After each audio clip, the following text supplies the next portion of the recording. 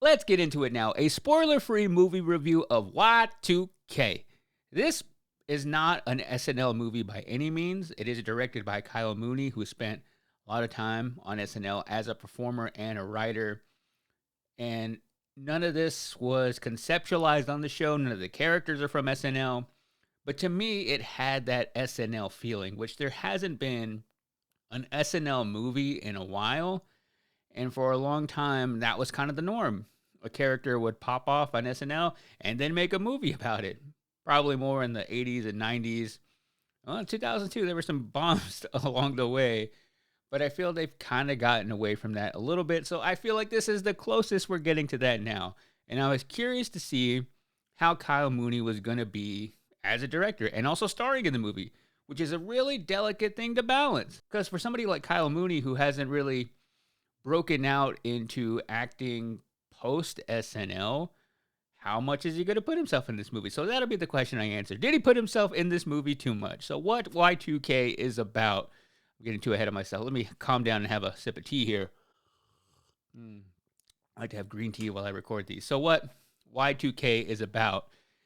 It is essentially what would have happened on New Year's Eve 1999 if what everybody was scared about actually went down and all of the machines just shut down. And this takes it to an extreme because really what we were all worried about is once the calendar switched from 1999 to 2000, computers were just going to forget how to be computers. And you weren't going to be able to go to your bank. You weren't going to be able to do anything because the computers were going to be so confused that it's 2000. These things were made to go to the 2000s that we were all going to freak out. There was going to be power outages. Everybody fills up for gas. Anytime any kind of disaster is on the brink of happening, go fill up your gas tanks. Go get eggs, milk, and bread from the grocery store. And that is really all we thought about whenever the year 2000 hit. I was 9 years old, so I remember it. Oh, the 2000s were a great time. But I grew up as a young kid in the 90s, until I was 9. And then I feel like I had better association with the 2000s. So I feel like this movie was really geared towards me with the humor. And I feel that nostalgia movies are the new remakes and reboots. Because I think everybody is sick of remakes and reboots, even though, I've been seeing this so much as I've been, talking about into year lists. Even though what we've been talking about all episode long, which if you only watch on YouTube and don't listen to the podcast, go check it out. Movie Mike's Movie Podcast, wherever you listen to podcasts, is about underrated movies. And a lot of those movies I mentioned were original movies that people just didn't pay attention to. And I feel that there are new, fresh movies coming out. And then I feel inside of that where they're kind of getting around, okay, we don't have a known property, we don't have an IP here, but what we do have is a time in everybody's life where they still love life. And we saw that a lot this year of movies dipping into the early 2000s and that nostalgia, which is really becoming more of a thing now in film and TV, where for the longest time it was all 90s. But now the people who are older and making this content, making these films, making this art are at that age like where I was, where either you grew up in the 2000s or you were a teenager in the 2000s, and there are a lot of things there that people want to feel nostalgic about. So if you're not making a remake, if you're not rebooting something or making a prequel, I think the next thing on that list in that same category is making something that is nostalgia bait, which are just banking on people going to see it because they want to feel that again. They want to hear that music. They want to see those celebrities. They want to go back to that time where we were all young and still experiencing life and taking it for what it is and weren't so jaded about everything. But that is kind of how I feel the allure was around Y2K, going back to when we weren't all on our phones. And I think I felt oddly nostalgic in a good way. And I've seen a lot of these movies happen where it just doesn't really hit right, and you can tell it's all fabricated, and they wanted just to throw in references for the sake of throwing in references. I felt like in this movie, much like in Dee Dee, there was some really good nostalgia in there. And 1999 is such an interesting year, and it opens up with our main lead here, played by Jaden Martell, on AIM. AOL Messenger, which just took me back to an entirely different part of my life, which I've seen that represented in other movies recently. But for some reason here, the way he was communicating with his friends on AIM just reminded me of that time in our lives where we had to wait for our friends to go online. It wasn't a normal thing for us just to be on our phones all the time, to be a text away. I remember getting on AIM and hoping that your friends were on there. And I never had a computer at home. I would always go to my cousin's house who had a computer, and I thought that was the coolest thing ever. I'd sign into my AIM account. So it felt like I was being introduced to this whole new world. And I would get on there maybe once a week, but sometimes 2 weeks. And I'd be like, oh man, I got to catch up on so much stuff. So it just reminded me of how we communicated on there, our away messages, having an icon. You could have sound effects where you would send a message or get a message. It was such a big deal. And picking your screen name, oh man, that was my biggest thing of like, man, whenever I get a computer, I get my own screen name. That is going to be so cool. And where the movie really piled on the nostalgia was with the soundtrack.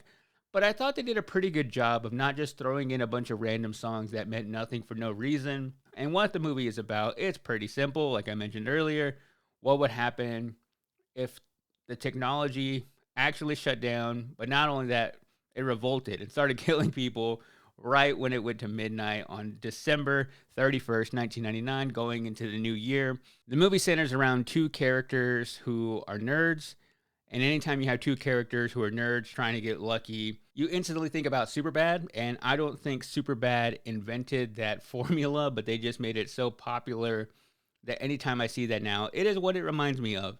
And at the core of this movie, it is about friendship, being yourself and not being worried about being a nerd.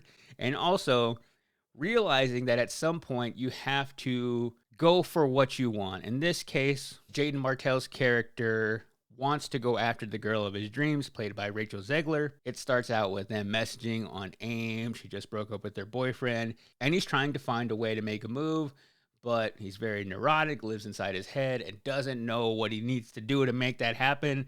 His best friend is trying to be his wingman and trying to support him, but his best friend is also trying to be cool himself.